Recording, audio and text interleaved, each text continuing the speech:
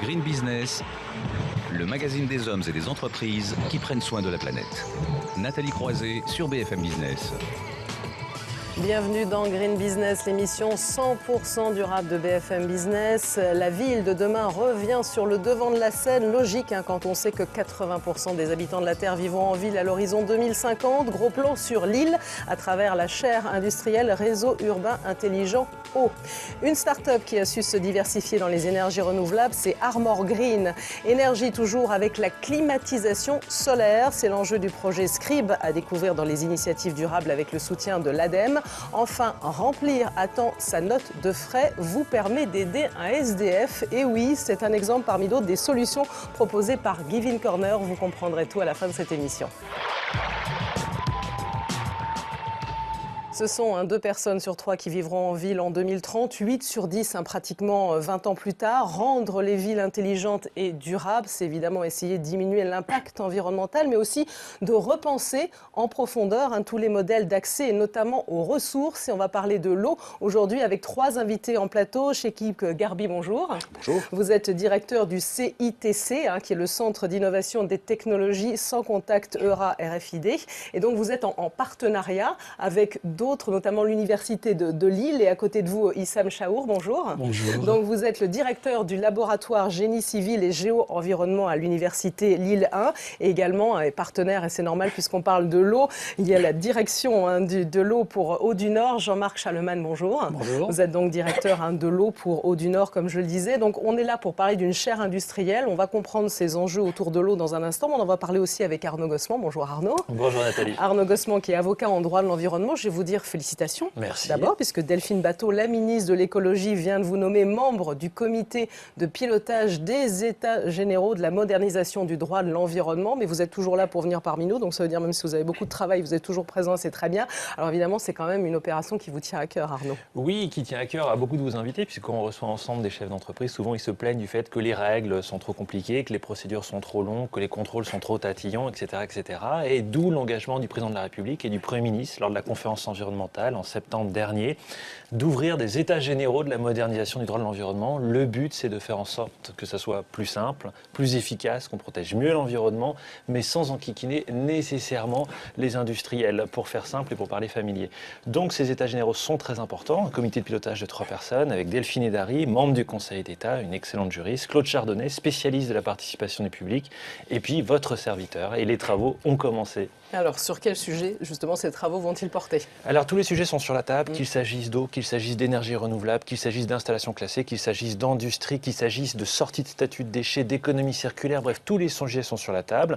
Tous les industriels, tous les membres aussi de la conférence environnementale, les associations, les syndicats de salariés sont appelés à contribuer de plusieurs manières. Il y a un questionnaire qui est mis en ligne sur le site dédié du ministère de l'écologie depuis le 26 avril.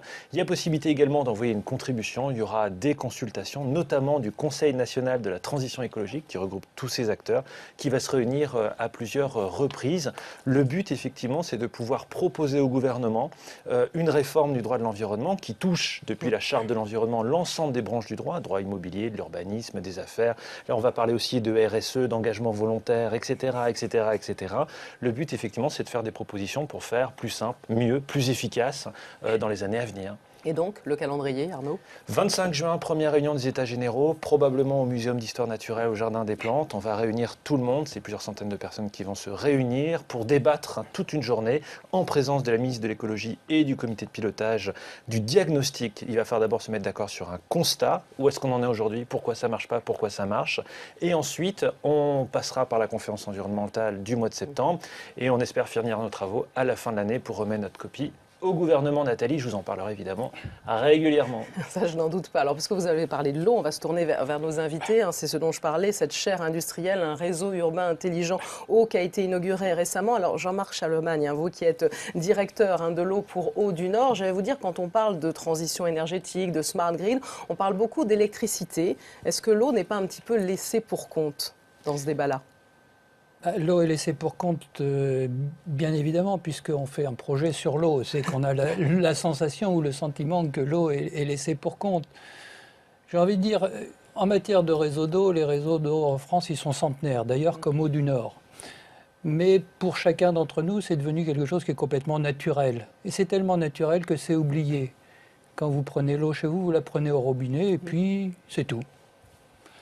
Il s'agit maintenant, et on le pressent bien avec les nouvelles technologies apportées par l'électronique, les technologies de l'information, de changer un petit peu ce que c'est qu'un réseau d'eau et ce que c'est qu'un service d'eau. Voilà notre ambition. Ça paraît simple de le dire comme ça, mais c'est beaucoup de travail et c'est sûrement une vraie révolution. Alors ce travail, Issam Charro, parce que vous représentez à l'université de Lille 1, comment va-t-il se mettre en place? Donc il y a ce partenariat, l'idée c'est véritablement de lancer des activités de recherche, de formation, aussi de transfert aussi de technologie autour de ces projets-là. Tout à fait. Là on est vraiment dans la mission de l'université, développer de recherche, de la formation et également transférer les résultats de la recherche vers la société. Le sujet, l'eau, c'est un sujet qui est extrêmement important. Pas seulement au niveau local, au niveau mondial, on entend parler pratiquement tous les jours de la question de l'eau. Sur le plan scientifique, l'eau pose pas mal de questions. Des questions de qualité, des questions d'infrastructure, des questions d'investissement. Il y a encore des études récentes qui ont dit sur la qualité de l'eau, avec notamment la présence de certaines traces médicamenteuses en fait, dans cette eau-là, et qu'on n'a pas toujours les moyens encore de pouvoir la filtrer suffisamment. Tout à fait. Donc il y a beaucoup de questions scientifiques qui se posent. Et étant dans une université qui est pluridisciplinaire, on a la possibilité de mobiliser beaucoup de laboratoires en informatique, en électronique, en biologie, autour de cette question de l'eau. L'autre question, c'est on est sur les réseaux intelligents. Ce qui a été évoqué effectivement par Jean-Marc, vous avez évoqué, ça a commencé dans le domaine de l'énergie pour des questions de sécurité. Mais on se rend compte que ce concept de réseau intelligent peut apporter beaucoup dans le domaine de l'eau. Et là, on est vraiment pionnier dans le domaine. Donc, pour voir que tout ce qu'il peut apporter des réseaux intelligents pour gérer de manière optimale les ressources en eau, des ressources qui sont très, très, très chères. Et là, effectivement, on est dans des recherches qui sont pluridisciplinaires. Parce qu'on a besoin de l'électronique, de l'informatique, de la biologie, etc. pour travailler là-dessus. Et également des sciences sociales. Parce qu'il y a des problématiques aussi des sciences sociales qui s'opposent. Et donc, c'est ceux qui sont... Oui, on peut ajouter simplement que évidemment, pour les réseaux d'eau et les services d'eau, il y a une problématique de ressources, chacun l'aperçoit bien, il y a une problématique d'exploitation, mais tout ça ne se fera pas si les services d'eau ils restent cantonnés à eux-mêmes. Et ces technologies d'information vont l'ouvrir sur la société et chacun va prendre en compte ces problèmes et c'est comme ça qu'on avancera. Et c'est pour ça que vous avez besoin notamment du Centre d'innovation des technologies sans contact chez Équipe Garbi. Donc votre rôle dans ce partenariat et cette chaire industrielle? Nous, notre rôle, c'est d'apporter cette expertise technologique.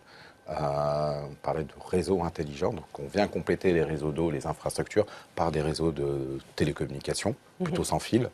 Et quand je disais qu'on parle souvent de l'électricité et moins de l'eau, alors finalement il y a aussi un enjeu important. Il y a un enjeu autour de l'eau, il y a un enjeu autour de l'électricité, il y a un enjeu autour du chauffage, du gaz. Donc l'ensemble des énergies aujourd'hui sont travaillées, en tout cas au niveau du CITC, pour répondre à diverses questions justement de maîtrise et d'efficience énergétique de manière très globale.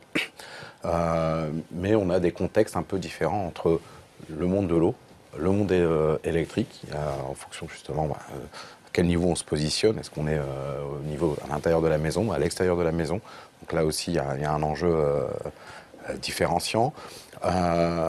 Et toute cette capacité, je veux dire, pour informer les usagers, parce que derrière, c'est aussi amener de l'information pour mieux maîtriser leur consommation d'eau, ça nécessite des infrastructures de télécommunications, de capteurs, de collecte de données et de traitement de manière très importante, qui va poser d'autres questions de sécurité, de protection de vie privée aussi. Donc il y a tous ces enjeux, comme l'évoquait Issam sur la notion SHS, toutes ces notions de droit, qui seront également traités et pas simplement sur des visions que technologiques. Voilà. Arnaud Gossement. Alors si on essaie d'être très très concret pour nos téléspectateurs, on voit qu'il y a un projet de recherche qui est très ambitieux. Qu'est-ce que concrètement, moi, consommateur d'eau, ça va changer dans ma vie? On voit pour l'électricité, on parle des compteurs Linky, etc. Concrètement, est-ce que vous pouvez nous donner 2-3 exemples de ce qui peut changer dans la vie du consommateur d'eau? Concrètement, ce qui peut changer, c'est par le biais de la connaissance des débits qui passent, sa propre consommation. La consommation qui alimente un réseau d'eau, c'est vous aurez la connaissance de votre consommation en continu. Donc, on voit derrière des actions de pédagogie immédiate. J'ouvre un robinet, j'ai consommé tant de litres. On peut imaginer également que ça se convertisse en euros. Mais surtout, maintenant, les technologies vont permettre de commander votre consommation d'eau. J'ai l'habitude, si vous permettez, de dire qu'on peut inventer le contrôle parental de la consommation de ces enfants dans le bain. Si au bout d'un certain temps, ils ont consommé trop d'eau, on est capable de dire « ça coupe ». Vous voyez, le genre de choses. On rend l'usager acteur. Et puis ça permet aussi, pourquoi pas, de détecter des fuites. Enfin, il y a aussi toute cette notion-là aussi qui est importante. Ça, c'est autre chose. Pour l'usager, il le verra moins, mais évidemment, pour l'opérateur du réseau d'eau, il sera en mesure d'avoir connaissance de la fuite dès le moment où elle se produit, donc d'intervenir beaucoup plus vite. Avec un grand rêve, bien évidemment, c'est de réparer la fuite d'eau avant qu'elle arrive. Arnaud, je crois que vous étiez prêt à réagir. Vous parliez du droit, ça m'a interpellé. Est-ce qu'en matière de tarification de l'eau, par exemple, vous allez proposer également des innovations, d'aller plus loin que ce qui a déjà été discuté d'ailleurs récemment au Parlement dans le cadre de la loi droit? Moi, je reste sur la question du droit technologique. La D'accord. tarification de l'eau. Est-ce que c'est partie de votre projet aussi d'y réfléchir? Oui, surtout que ça oblige à réfléchir. On en a parlé souvent à un nouveau modèle parce qu'on a des opérateurs aussi qui interviennent dans cette démarche-là en dehors du service des eaux, finalement, traditionnel. Évidemment, à partir du moment où on délivre un service et qui sera complètement différent, il faudra arrêter de penser à une tarification classique telle qu'elle existe aujourd'hui. D'ailleurs, on en voit bien les limites. Moins on vend de mètres cubes, moins on est rémunéré pour des services qui augmentent. Ça touche une limite mathématique. En plus, la société aujourd'hui, à la fois par les problèmes de précarité qu'elle pose, et a institué dans la loi l'accès à l'eau gratuit pour tout le monde. Et il faut, pour les personnes en difficulté, trouver les moyens de leur donner cet accès à l'eau. Et ça passera par des tarifications différentes qui seront adaptées aux usages différents. Et Issam Chahour, donc comment ça se met en place aussi concrètement? Il y a un site d'expérimentation. Tout ça, ça se passe du côté de l'université Lille 1 où vous êtes uniquement... Tout à fait. Donc, la question qui se pose quand on travaille sur les réseaux intelligents, c'est qu'on a beaucoup de technologies qui ont été développées sur les capteurs, sur les techniques de communication, sur les traitements. Et l'une des questions qui se pose, c'est comment les intégrer. C'est la vraie question. Quand on va passer dans une ville, il faut tout intégrer, toutes ces technologies. Et pour les intégrer, on a besoin d'avoir un démonstrateur. Et là, effectivement, donc on développe ensemble un démonstrateur sur la site scientifique de Lille 1. C'est une petite ville de 25 000 usagers à peu près. Oui, mais c'est important de faire ça à la dimension d'un territoire, parce que chaque ville est différente, chaque territoire est différent. Et donc là, les enjeux qu'on a, c'est effectivement de développer un démonstrateur sur les différents volets, qualité de l'eau, les questions de fuite, les questions liées à l'énergie, pour voir déjà comment ça peut fonctionner et comment tous les développements qu'on peut faire sur un petit site. Mais on travaille aussi dans un contexte qui est au-delà de l'université, parce qu'on travaille dans un contexte qui est national et international. Donc l'idée aussi que toutes ces recherches qu'on mène, qu'elles soient au meilleur niveau, au niveau international. On travaille avec les Hollandais, on travaille avec les Américains dans ce domaine-là. Donc c'est très important d'échanger l'expertise. Et l'on peut, si on connaît, on soit vraiment un site de référence dans le domaine au niveau international. Voilà, vous montrez et grâce à ce partenariat. Et c'est un investissement de combien au total, cette histoire? C'est un peu difficile de dire, parce qu'on a engagé beaucoup de chercheurs, il y a des doctorants, des postdocs, il y a aussi des personnels à la Société des eaux du Nord, il y a des personnels du CITC. On est aussi dans des consortiums au niveau international, donc en termes de personnes qui travaillent là-dessus, ça compte par dizaines aujourd'hui. Et après, on a les infrastructures, les infrastructures aussi qui coûtent très très cher.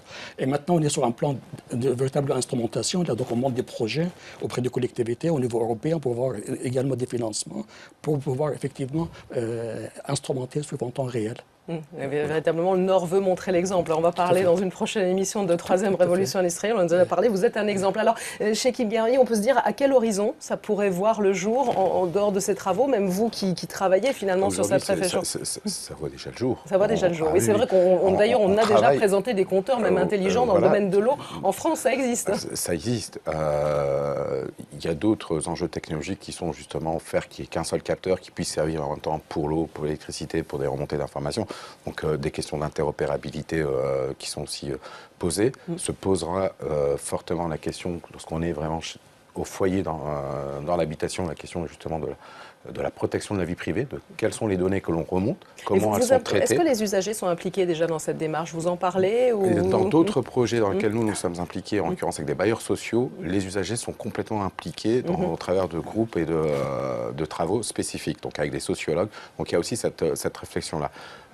Sur le projet universitaire, mais Issam en complétera, il y a aussi cette vision sociologique qui vient dans un second temps.